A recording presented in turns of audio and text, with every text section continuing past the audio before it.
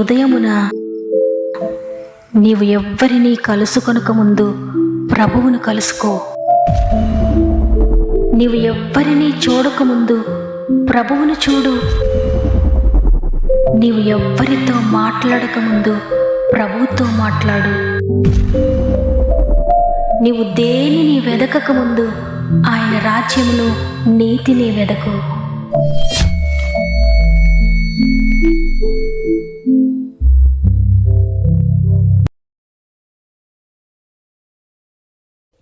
Praise the lord. ఈ ఉదయకాలమున God first అనే వాగ్దాన కార్యక్రమానికి మరి ఒకసారి మిమ్మల్ని అందరినీ హృదయపూర్వకంగా ఆహ్వానిస్తూ ప్రభు నామంలో నా యొక్క హృదయపూర్వకమైన శుభములు మీ అందరికీ తెలియజేస్తున్నాను. ప్రియ దేవుని బిడ్డలారా, ఈ ఉదయాన్న మీరందరూ ఎలా ఉన్నారు? దేవుని అత్యంత కృపను బట్టి మీరు మీ కుటుంబాలందరూ కూడా క్షేమంగా ఉన్నారని నమ్ముతున్నాను.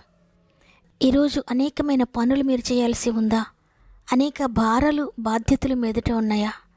మీ ఎదుట ఉన్న మీ శక్తికి మించిన పనులను బట్టి మీ ధైర్యాన్ని కోల్పోయినట్లుగా, ఏం చేయాలో తోచడం లేదు, ఎటు వెళ్ళాలో కూడా నాకు తెలియడం లేదు, ఈ బాధ్యతలు నేను ఎలా మోయగలుగుతానో, ఈ భారాలన్నీ నా వల్ల అవుతుందా అన్నట్లుగా భయముతో ఉన్నారా? ఎంతమాత్రం భయపడొద్దు. దేవుని వాక్కు మీ యొక్క ప్రతి సమస్యకు కూడా సొల్యూషన్ చూపిస్తుంది. ఈ ప్రతి సమస్య నుండి ఆయన మాట విడిపిస్తుంది.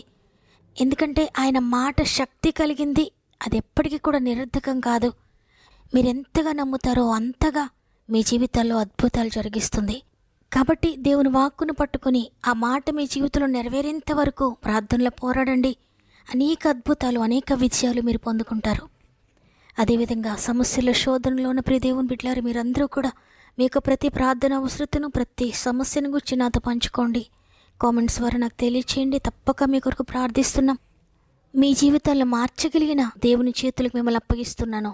ఆయనే మీ ప్రతి సమస్యకు సొల్యూషన్, ఆయనే మీ ప్రతి వ్యాధికి కూడా స్వస్థత, ఆయనే మీ ప్రతి ఆర్థిక బంధకాలకు విడుదల. కాబట్టి దేవునిపై ఆధారపడండి, తప్పక విడుదల పొందుకుంటారు. సమస్త మహిమ, ఘనత, ప్రభావములు దేవునికి చెల్లునుగాక. ఈ ప్రశస్తమైన ఉదయాన దేవుడు మనకు అనుగ్రహిస్తున్న శ్రేష్టమైన వాగ్దానాన్ని చదువుకుందాం. యెషయా గ్రంథము 62వ అధ్యాయము 1వ వచనం. సియోను పక్షమందు నేను మౌనముగా ఉండను, యెరూషలేము పక్షమందు నేను ఊరకుండను. ఆమేన్. ఈరోజు దేవుడు నా జీవితంలో మౌనంగా ఉన్నారు. ఆయన ఎందుకు నా ప్రార్థనకు జవాబు ఇవ్వకుండా సైలెంట్గా ఉన్నారని అనుకుంటూ ఈ వాగ్దానాన్ని వింటున్న ప్రియ చెల్లి, ప్రియ తమ్ముడు, ప్రియ అక్క, అన్న, ఈరోజు దేవుడు నీకు తెలియజేస్తున్న విషయం ఏంటంటే, నేను నీ పక్షంగా మౌనంగా లేను. మిమ్మల్ని చూచి చూడనట్లుగా, మీ ప్రార్థన విని విననట్లుగా నేను ఊరకుండలేదు అని దేవుడు ఎంతో స్పష్టంగా తెలియజేస్తున్నారు. మీరెంతో ఆశతో ఎదురు చూస్తూ ప్రార్థిస్తున్న విషయంలో దేవుడు మౌనంగా ఉన్నారు. మీకు జవాబు ఇవ్వకుండా ఆయన సైలెంట్గా ఉన్నారు అంటే మీ జీవితంలో ఒక అద్భుతం జరగబోతుందని విశ్వసించండి. ఎందుకంటే ఆయన మౌనము అద్భుతాలు చేస్తుంది. ఆయన కార్యాన్ని ప్రారంభించి నీ కొరకు కార్యం జరిగిస్తూ ఉన్నారు. ఆయన మౌనంలో నీ కొరకు గొప్ప కార్యాన్ని సిద్ధపరుస్తూ ఉన్నారు. తగిన సమయంలో ఆయన నీకు దయచేస్తాడు. ఎందుకంటే ఆయనకు తెలుసు నీకు ఏ సమయంలో ఏది కావాలో, ఎప్పుడు ఆ కార్యం జరిగించాలో. ఆయన మహిమ కొరకు నీ జీవితంలో ఒక అద్భుతం చేయబోతున్నారు. చూడండి, యోహాను సువార్త 11వ అధ్యాయము 6వ వచనంలో, అతడు రోగి అయి ఉన్నాడని యేసు వినినప్పుడు తానున్న చోటనే ఇంకా 2 దినములు నిలిచెను. యేసుప్రభు వారికి వర్తమానం పంపించారు. లాజరు యొక్క అక్క చెల్లెండ్రు, ఇదిగో నీవు ప్రేమించుచున్న లాజరు రోగి అయి ఉన్నాడు, అతడు చనిపోవడానికి సిద్ధంగా ఉన్నాడని. అయితే యేసుప్రభు వారు ఆ మాట వినిన తర్వాత కూడా వెంటనే లాజరు దగ్గరకు వెళ్లకుండా 2 దినములు ఆయన ఉన్న చోటనే ఉండిపోయారు. అంతలో లాజరు చనిపోయాడు. లాజరు సమాధి కూడా చేసేశారు. ప్రభువారు అక్కడికి వెళ్ళేసరికి లాజరు చనిపోయి 4 దినములు అయిపోయింది. యేసుప్రభు వారు లాజరు సహోదరులైన మార్తా మరియలు పలకరించినప్పుడు వారు అంటున్నారు, ప్రభువా, మీరు కనుక ఇక్కడ ఉంటే నా తమ్ముడు చనిపోకపోను. అయితే మీరు లేరు, చనిపోయాడు నా తమ్ముడు, ఇప్పుడు ఇక చేసేదేమీ లేదన్నట్లుగా మాట్లాడుతున్నారు. మీరు నమ్మితే ఎప్పటికైనా దేవుని మహిమను చూస్తారు. నీ సహోదరుడు మరలా లేచునని ఆమెతో చెప్పినప్పుడు కూడా వారు నమ్మలేకపోయారు. వారు అంటున్నారు, అంత్యదినమున పునరుత్థానమందు లేచునని ఎరుగుదుము అని. అప్పుడు యేసుప్రభు వారు మరలా, పునరుత్థానమును జీవమును నేనే, నా యందు విశ్వాసం ఉంచివాడు చనిపోయినను బ్రతుకును, బ్రతికి నా యందు విశ్వాసముంచి ప్రతివాడును ఎన్నటికి చనిపోడు అని మీరు నమ్మితే దేవుని మహిమను చూస్తారని వారితో చెప్పినప్పుడు వారు ఇంకా విశ్వాసంతో ఉన్నారు. వారి అవిశ్వాసాన్ని చూచి ప్రభు కన్నీరు కార్చి, మీరు నమ్మండి, మీరు తప్పకుండా దేవుని మహిమను చూస్తారని చెప్పి సమాధిపై ఉన్న రాతిని దొర్లించండి అని వారితో చెప్పినప్పుడు ఇంకా మార్తా మరియలు అంటున్నారు, ప్రభువా, లాజరు చనిపోయి 4 దినములైంది, ఇప్పటికి వాసన కొడతాడయ్యా, తీయొద్దయ్యా అంటున్నారు. అప్పుడు యేసు ప్రభువారు, మీరు నమ్మితే దేవుని మహిమను చూస్తారని నేను చెప్పలేదా అని చెప్పి రాతిని దొర్లించండి అని వారికి ఆజ్ఞాపించి, లాజరు బయటకు రా అని పిలువగానే లాజరు సజీవుడిగా బయటకు వచ్చాడు. ప్రియ దేవుని బిడ్డలారా, మార్తా మరియలు అనుకున్నారు, ప్రభువు ఆలస్యం చేశారో అందుకే నా తమ్ముడు చనిపోయాడు, ఆయన గనుక త్వరగా వస్తే నా తమ్ముడు చనిపోకపోను, మేమందరం సంతోషంగా ఉండేవారము అని అనుకున్నారు. కానీ ప్రభు అక్కడ ఆలస్యం చేసింది వారి మనవి వినకపోవడం వల్ల కాదు, వారి పక్షంగా ఆయన మౌనంగా ఉండడం వల్ల కాదు, ఓరుకుండడం వల్ల కాదు, కానీ అది వారికి ఎన్నడూ జరిగిన అద్భుతము, అది వారికి ఎప్పుడు చూడని ఎప్పుడు వినని అద్భుతము మార్తా మరియల జీవితంలో జరిగించాలని, లాజరు జీవితంలో జరిగించాలని ప్రభు ఆలస్యం చేశారు. ప్రభు యొక్క ఆలస్యము ఇదివరకు ఎన్నడూ జరిగిన ఒక అద్భుతం వారి జీవితంలో చేయాలని, అది తెలియని మార్తా మరియలు ఎంతగానో ఏడ్చారు, ఎంతగానో దుఃఖిస్తూ ఉన్నారు, ఎంతగానో అవిశ్వాసపు మాటలు మాట్లాడుతున్నారు. యేసు ప్రభువు వారి అవిశ్వాసాన్ని చూచి కన్నీరు కార్చారు. అయ్యో, నేను అనేకమైన కార్యములు ఇంతవరకు జరిగించని, అనేక సార్లు వారి కళ్ళ ఎదుటి అనేక అద్భుతాలు జరిగించని, అయినప్పటికీ వారు అవిశ్వాసంతో ఉన్నారా, ఇప్పటికీ నన్ను నమ్మడం లేదా అని ఆయన కన్నీరు కార్చి, విశ్వసించండి మీరు అద్భుతం చూస్తారని చెప్పి మరలా ఒక అద్భుతాన్ని దేవుడు జరిగించాడు. ప్రియ దేవుని బిడ్డలారా, ఈరోజు ఈ మాటలు వింటున్న ప్రియ సహోదరి, ప్రియ సహోదరుడా, నీ జీవితం కూడా ఈ విధంగానే ఉందేమో. దేవుడు నా ప్రార్థన వినడం లేదనుకుంటున్నారా? ఆయన ఎందుకు మౌనంగా ఉన్నారు నా జీవితంలో అని ప్రశ్నిస్తున్నారా? ఎందుకయ్యా మీరు ఓరుకున్నారని అడుగుతున్నారా ప్రభువును దినదినము కూడా? ఎందుకు నా ప్రార్థనకు మీరు జవాబు ఇవ్వడం లేదని ఎంతగానో అలసిపోతున్నారా? ప్రార్థనలో విసిగిపోతున్నారా? ఇక దేవుడు నా జీవితంలో కార్యం జరిగించరేమో, ఇక నా జీవితంలో జరగదు అని ఒక డెసిషన్కి వచ్చేసారా? నిరీక్షణ కోల్పోయారా? అవిశ్వాసంతో నింపబడ్డారా? ఈరోజు ఈ వాగ్దానం మీ కొరకే ప్రభు మీతో మాట్లాడుతున్నారు. మీ సమస్య ఎంత కఠినమైనదైనా, మరణకరమైన పరిస్థితి అయినా, మీరు నమ్మితే దేవుని మహిమను తప్పక చూస్తారు. ఆలస్యం అవుతుందని అనిపిస్తే ఇంకా ఎవ్వరూ చూడని అద్భుతము, ఎక్కడ జరిగిన కార్యము, ఏ కాలంలో జరిగిన వింత కార్యము దేవుడు చేయడానికి ఆయన ఆలస్యం చేస్తున్నారేమో. కాబట్టి ఈరోజు ఈ మాటలు వింటున్న మీరు, తండ్రి, ఇప్పుడు నా జీవితంలో కార్యం జరిగిన నీ చిత్తమేనయ్యా, ఆలస్యమైందని నేను ఎంత మాత్రము కూడా విసుక్కోనయ్యా, ఇంకా నీవు కార్యం చేయలేదని నిన్ను ప్రశ్నించనయ్యా, ఏంటి తండ్రి ఇంకెప్పుడు చేస్తావని నేను నిన్ను అడగనయ్యా. నీ చిత్తమే నా జీవితంలో జరిగించండి తండ్రి, నీ సమయం ఇప్పుడు అప్పుడే చేయండి తండ్రి, నా సమయంలో వద్దయ్యానే ఈరోజు హృదయపూర్వకంగా దేవునికి తెలియజేద్దాం. మీరు ఆలస్యం చేసిన నీ చిత్తమేనయ్యా, మీరు నా జీవితంలో కార్యం చేసిన నీ చిత్తమే, కార్యం చేయకపోయినా నీ చిత్తమే. యెహోవా ఇచ్చెను, యెహోవా తీసుకుని పోయినని యోబు ఏ విధంగా అయితే పలికాడో, ఇదిగో ఆయన నన్ను చంపినా పర్వాలేదని ఏ విధంగా పలికాడో, ఆ విధంగా మీరు కూడా పలకండి. పెదవులతో కాదు, నిజంగా పలకండి. నిజంగా దేవుడు అద్భుతం మీ జీవితంలో జరిగిస్తాడు. ఎందుకంటే ఎవరైతే ఆయన మీద పూర్తిగా విశ్వాసం ఉంచుతారో వారు ఈ విధంగానే మాట్లాడతారో, ఆయన చేసినా పర్వాలేదు, ఆయన చెయ్యకపోయినా పర్వాలేదు, ఆయన చిత్తమైన జీవితంలో సిద్ధించిన గాకాని ఆయన చేతులకు అప్పగించుకుంటారు తప్పకుండా.